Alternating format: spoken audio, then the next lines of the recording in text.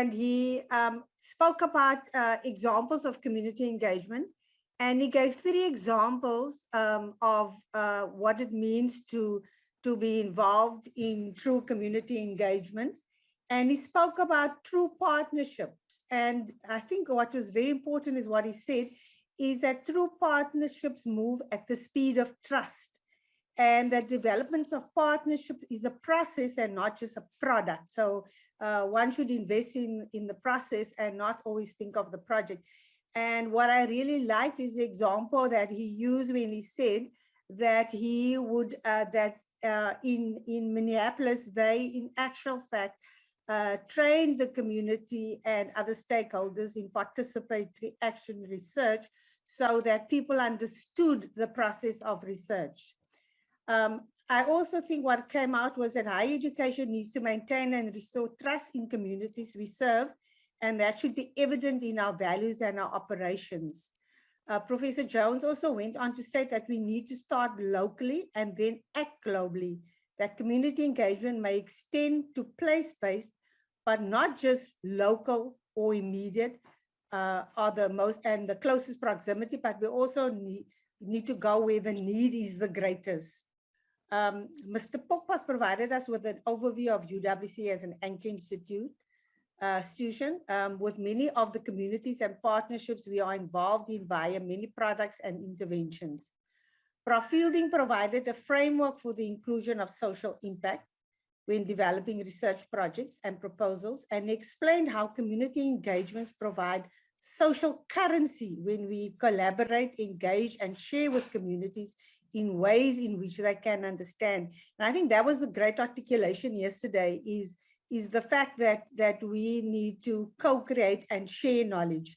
Mr. Ellis from the NRF was also really good.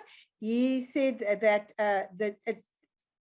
the NRF is remaining relevant so that the scholarship of engagement through various iterations and amendments of policies in order to ensure that projects have both knowledge impact as well as societal impact. And I think that the other word for knowledge impact was academic impact. So I think we need to make sure that we balance the two. And then Dr. Hart provided an overview of the scholarship of engagement typology for community engagement practice to ensure relevance and societal impact. So I think what was great was so that in day one, it was almost an inward gaze at the scholarship of engagement at UWC.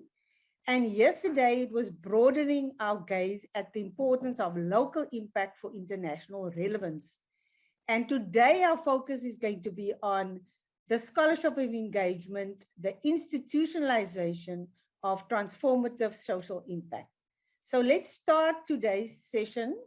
And I would like to invite Professor Lawack to please introduce our keynote speaker. Thank you very much, Prof Daniels.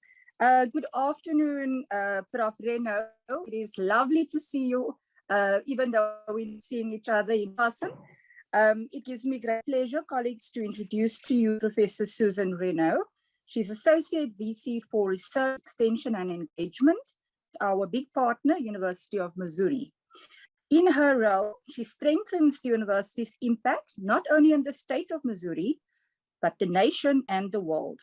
She serves as Executive Director of the NSF-funded Center for Advancing Research Impact in Society, and she's an Assistant Professor of Strategic Communication in the MU School of Journalism.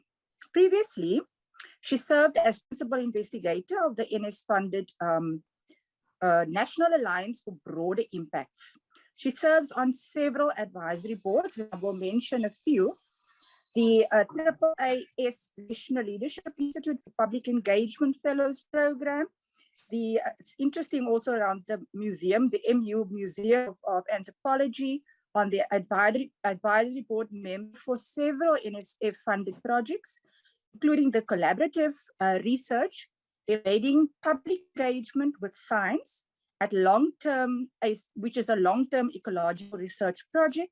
Another one is, I won't mention them all. I'm wondering where you are sleeping, Prof. Reno. Another interesting one is the collaborative research project called Grounding Institutional Partnership in Structures for Broader Impact Design Project, and then STEM ambassador as well. She served as a juror for the 2017 Swedish Impact Award and was a member of the Center for Advancing Informal Science Education's Research and Practice Task Force. And she was an expert member of the Research Impact Assessment Team for the Center's director. I can't even pronounce this. You'll have to do it for us, but it is in Catalonia, I think in Spain. Welcome, and we're looking forward to engagement